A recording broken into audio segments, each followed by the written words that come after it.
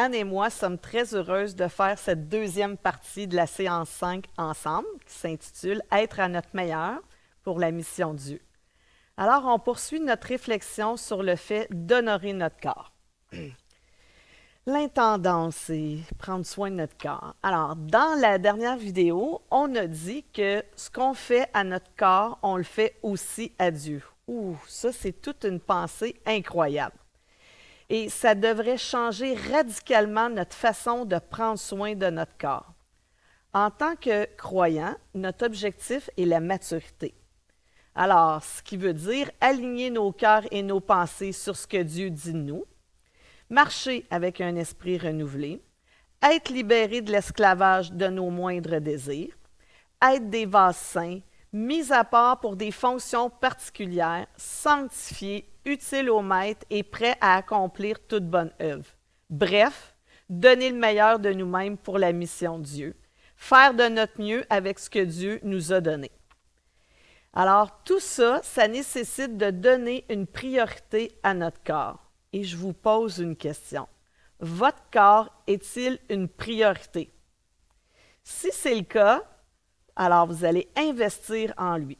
Avez-vous pensé à ce que la santé fasse partie de votre budget et ainsi vous allez attribuer un montant d'argent à cette rubrique santé parce que c'est important? J'aime vraiment penser à ce sujet sous l'angle de l'intendance.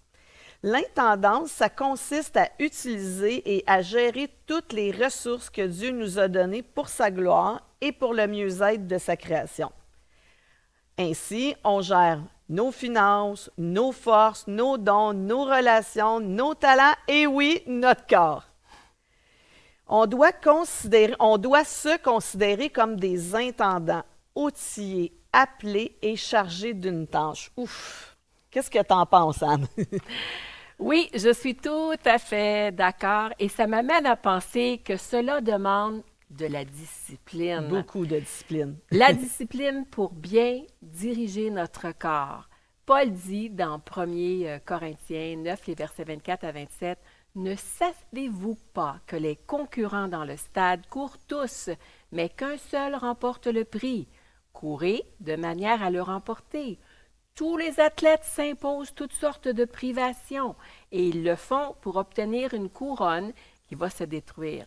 Mais nous, c'est pour une couronne indestructible. Moi donc, je cours, mais pas comme à l'aventure. Je boxe, mais non pour battre l'air. Au contraire, je traite durement mon corps et je le discipline, de peur d'être moi-même disqualifié après avoir prêché aux autres. » Dans ces versets, Paul souligne que les athlètes sont disciplinés dans leur entraînement et qu'ils font preuve de maîtrise de soi en toutes choses pour poursuivre leur objectif de victoire. Qu'est-ce que la victoire pour nous? C'est être prêt à faire le travail que Dieu a préparé d'avance pour nous. Votre corps a besoin de leadership. Voici ce que Gary Thomas a dit. Les chrétiens qui ne prennent pas leur santé au sérieux ne prennent pas leur mission au sérieux. C'est un vrai défi. Ouch! De quoi avez-vous besoin pour être à votre meilleur? On parle de besoins et de limites. L'écrivain Gary Harbog dit que nous rencontrons des problèmes en tant que personne lorsque nous oublions que nous avons des besoins et des limites, et cela inclut notre corps. On ne peut pas travailler 80 heures par semaine, s'affaler sur le canapé, se nourrir de malbouffe et espérer être au mieux de sa forme. Croyez-moi, plusieurs ont tenté, plusieurs ont pris ce chemin. Peut-être que vous connaissez des gens.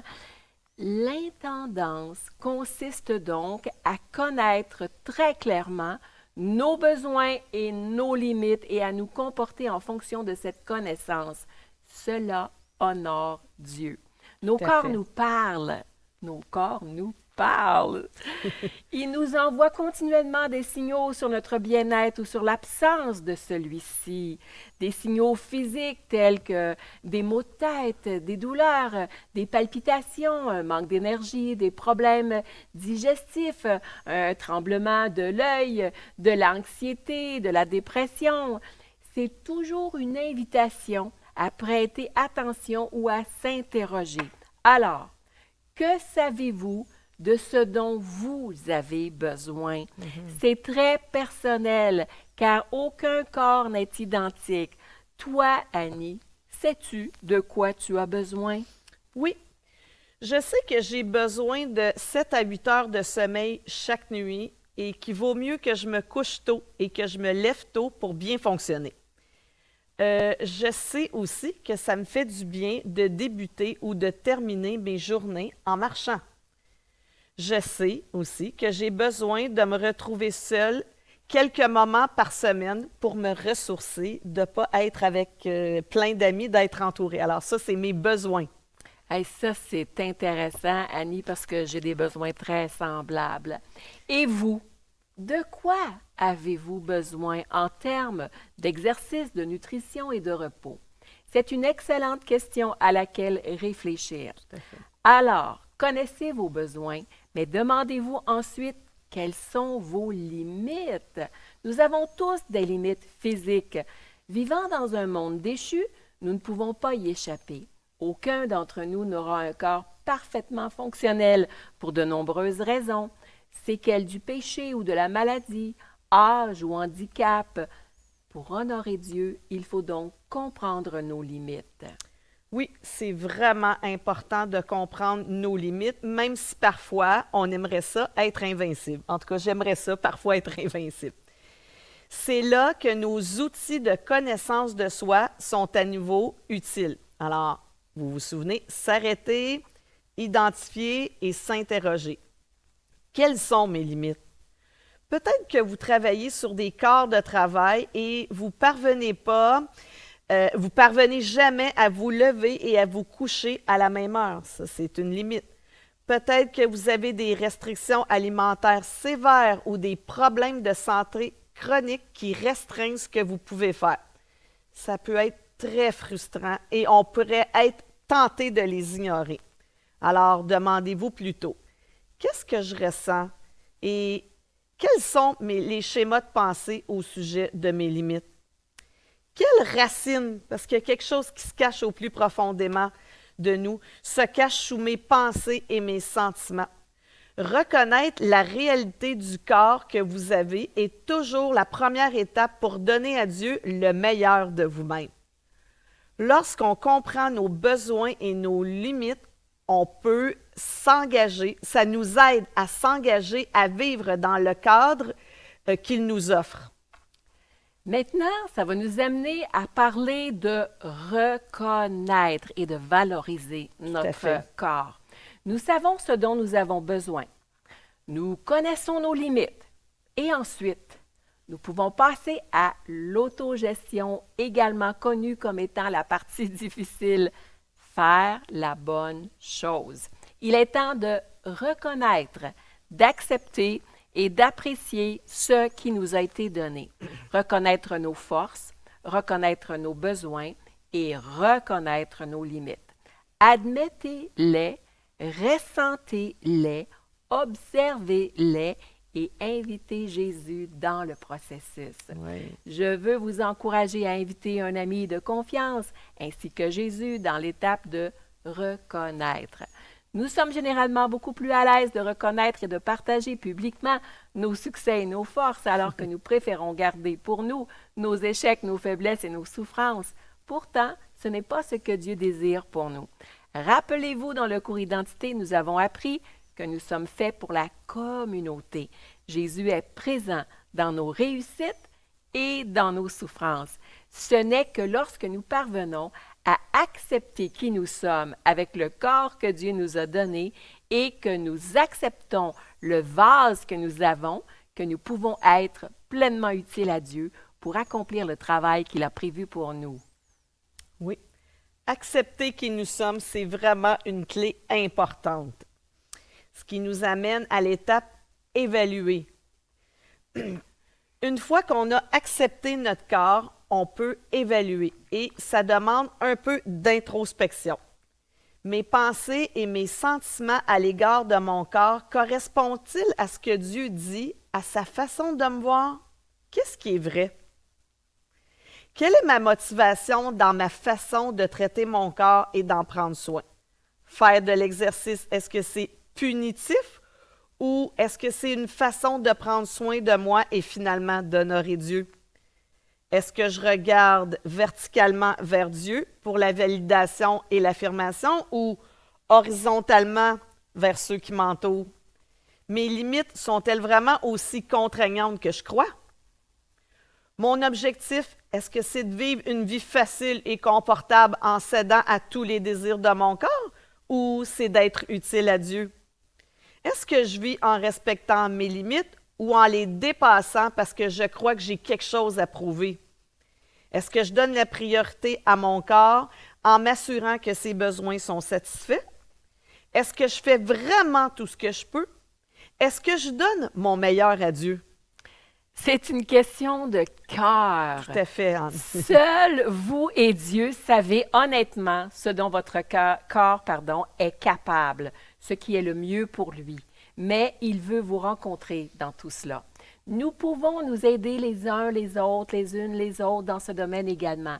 Nous pouvons honorer l'image de Dieu dans les autres, ne pas croire au mensonge de l'image ou le perpétuer, mais plutôt nous encourager, nous respecter et nous célébrer mutuellement. Yes. Yes! On arrive à l'étape de choisir. Nous pouvons alors choisir notre réponse. Que ferez-vous de ce que vous savez à propos de votre corps? Gary Thomas dit ceci. Nous devons cesser de traiter nos corps comme des ornements, avec toutes les mauvaises motivations de ceux qui se façonnent un corps par orgueil et ambition, et commencer à traiter nos corps comme des instruments, des vases mis à part pour servir le Dieu qui les a formés. Que nous ayons un corps fort ou faible, en bonne santé ou malade, suralimenté ou sous-alimenté, nous pouvons commencer à façonner plus intentionnellement des corps qui honorent Dieu. Nous avons tous reçu certains gènes, mais de nombreuses choses sont de notre ressort. Et comme le dit Thomas, c'est de ces choses dont nous sommes responsables. Je me complais à vivre dans un corps qui honore pas Dieu. Mon utilité pour Dieu en tant qu'instrument pour des desseins particuliers sera toujours limitée. Oui, j'aime bien cet angle sous lequel voir les choses. J'aimerais poursuivre. Alors, on vous a demandé d'apporter votre déclaration d'identité avec vous pour cette séance-ci. Merci de prendre quelques instants pour la relire. Alors, je vous pose une question. Vous pouvez vous poser une question, on va la mettre au jeu. De quoi ai-je besoin pour que mon corps soit à son meilleur afin de prendre ma place dans la mission de Dieu? Je vous pose une question, alors celle-là, vous pouvez la poser. De quoi avez-vous besoin en matière d'exercice, de nutrition, de repos, etc.? On peut se la poser dans plein de domaines. Par exemple, je vous donne un exemple de ma vie. Moi, j'ai besoin de ne pas travailler à l'ordinateur le soir parce que j'ai eu un problème avec mon épaule au cours des dernières années et je décide d'être sage. Quand j'ai travaillé longtemps à l'ordinateur, le soir, je tente de ne plus travailler à l'ordinateur. On ne va pas vous dire quoi faire. Il existe beaucoup de ressources pour ça.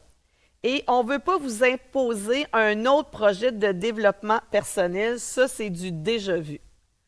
On dit non à la honte, on dit non à la condamnation.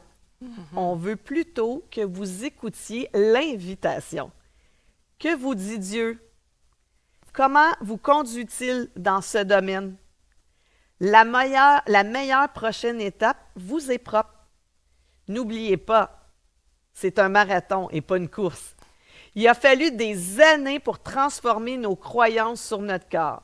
Il n'y a pas de solution instantanée. On choisit plutôt de cultiver un nouveau système de croyances et de nouvelles habitudes saines à l'égard de notre corps. Des habitudes basées sur la vérité de Dieu, afin de l'honorer et de l'adorer avec le corps que nous avons. En début de vidéo, nous avons parlé de l'intendance. On peut penser à la parabole dans Matthieu 25. Dans cette parabole de Jésus sur les talents, différentes mesures de talents sont données à 3 personnes. Nous pouvons considérer un talent comme une ressource de vie, temps, argent, dons, force, intellect, émotion et aussi corps. Au retour, il fait l'éloge de ceux qui ont été fidèles en investissant ce qu'ils avaient. Nous avons tous reçu des talents, des ressources de vie, dont notre corps. Et tout au long de ce cours, nous vous avons encouragé à être intentionnels et fructueux avec tout ce qui vous a été donné. Votre corps, vos pensées, vos émotions et votre esprit. Redonnerez-vous tout à Dieu comme une offrande pour lui? Alors que nous terminons notre 5e séance, faisons un récapitulatif. Alors, quel magnifique chemin nous avons fait. J'espère que vous le trouvez magnifique. Nous avons appris que chacun de nous est appelé à la maturité, une part de notre vie en Christ. Et la maturité est le merveilleux processus de Dieu à l'œuvre dans nos vies pour apporter la santé et la plénitude par la puissance du Saint-Esprit qui fait ce que lui seul peut faire. Ouf, j'aime ça, cette phrase-là. Mais ce processus nécessite aussi que nous nous engagions, que nous coopérions et que nous répondions à son invitation en écoutant, en obéissant et en nous dirigeant nous-mêmes. Ouh, ça, c'est pas facile. C'est un cheminement, mais le Saint-Esprit est un excellent guide, heureusement. Cette semaine, vous allez mettre ça en œuvre. Il ne s'agit pas du tout de réparer, mais la question est plutôt, Père, sur quoi veux-tu que je me concentre en ce moment? Quand j'ai suivi ce cours, alors qu'on était en train de le préparer, mes prochaines étapes nécessaires étaient très claires et je prie pour que ce soit aussi votre cas cette semaine. Prenez le temps de demander et prenez le temps d'écouter. Et mettez de côté tout le reste. Le moment venu, sous sa direction, vous pourrez vous pencher sur d'autres aspects. Alors, bonne réflexion. Dieu est avec vous.